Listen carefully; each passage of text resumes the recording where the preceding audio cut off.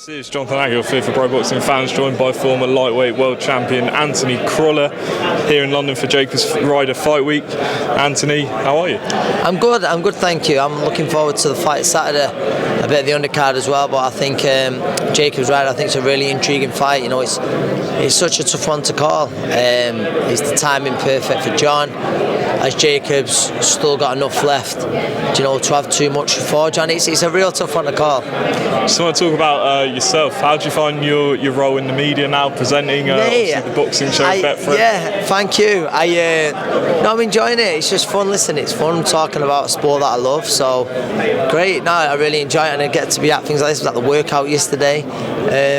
So you still stay involved and you're still around the buzz of fight week. So that helps. That certainly helps when you're no longer fighting to fill voids. Obviously, you're training now as well. You've got Rhiannon Dixon, a few others. What's sort of the latest with that? I've got an handful of professionals of my own now. Good, all really good. I'm just learning as a coach. I've got so much to learn. I think you never stop learning in this game, but I've got a great little bunch of fighters I'm really enjoying it. If you mentioned Rhiannon, she'll have an hand up, so she'll be back out in April. But I've got James Moorcroft, Jake James. I've got a lad turning over, Bobby Faulkner, Sahir. He's just obviously I've got more. Alex Delmagani, he's got something coming up in April. Right? Yes. So yeah, there's six. They've got six or seven. I'm not sure. I've missed someone out there, and they won't be happy. They remember Jake, James. Yeah, I think that's it. Did you always think after you retired that you were going to become a trainer? I always knew I'd end up with coaching, but I was just going to stay with the amateurs for a bit, and then I ended up taking on one fighter, and then before you know it, two, and then three, and then before you know it, I've got an handful of fighters.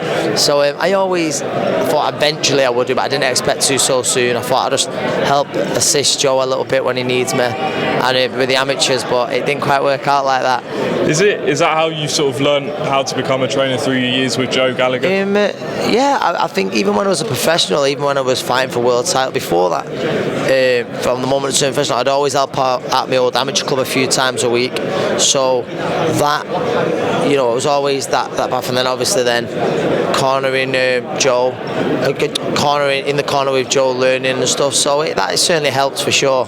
Do you ever miss the fighting game? I think we spoke last time. You said you don't really fit. I don't. Do you ever really think, ever watching fights and thinking I want to be back in there? No, I mean, listen, you always, like, on fight night, the atmosphere and stuff like that, you always think, those were special nights. I won't mind a few more of them, but you've just got to accept that.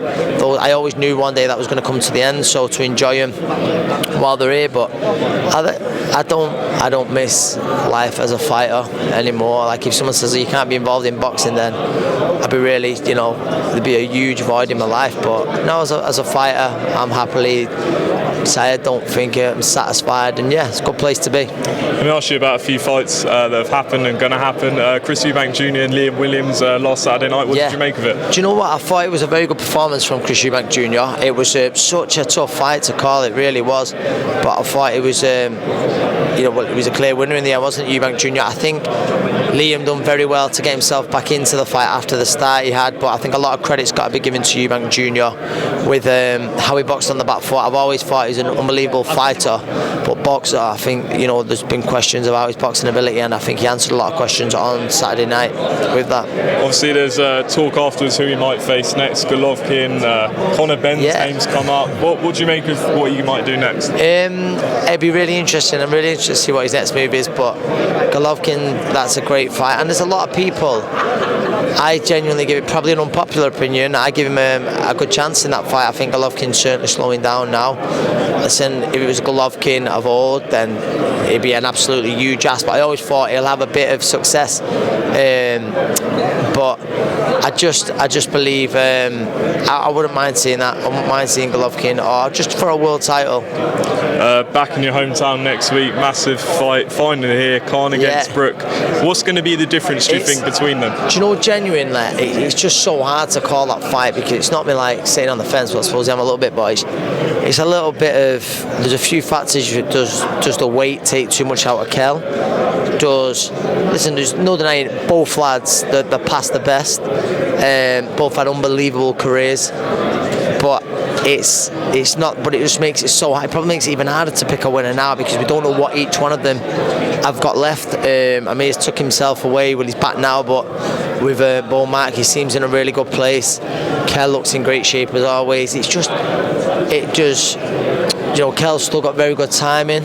Does that, counter Amir's speed, which is unbelievable then, but then the fight goes past first 3 or 4. Does it then become Amir's fight? There's so many questions that are going to be answered next Saturday.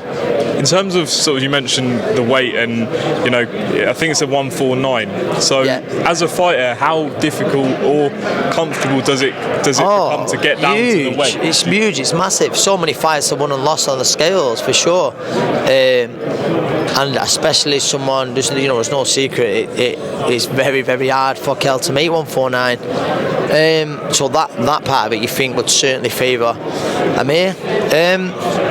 But I just believe that you can do it as well, as you want. He's got a great coach in Dominic King, very switched on, nutrition wise as well. He's got people helping him out there. I think it's Greg, very good. But it doesn't matter if your body's that big. It's going to take some out of you getting down to that weight, isn't it? So we'll see. And just last one, obviously yesterday there was reports in ESPN that Canelo is close to agreeing a 2-fight deal with Matchroom to fight Dmitry Bivol, then Golovkin. They both have to win their fights for that to happen. What do you think of Canelo versus Bivol, first of all? Great fight, and massive respect to Canelo. Bivol is one of the very top light heavyweights in the world. He's got lovely boxing skills. For a big guy, how he moves like a middleweight himself. I think there's a lot of people, stylistically, and with the size as well, that you would say it's one of the toughest fights out there for Canelo for sure. Obviously the Triple G fight, I think he's very unlucky not to walk away with something in both. Over the both fights, I thought the 2 very close fights, but to walk away with nothing, or to not walk away winning one of them, probably a bit unlucky. But now I see Canelo winning clearer than he has done in the last time out. Brilliant, Anthony Crolla. I really appreciate your time. Thank you. We look forward to Saturday night.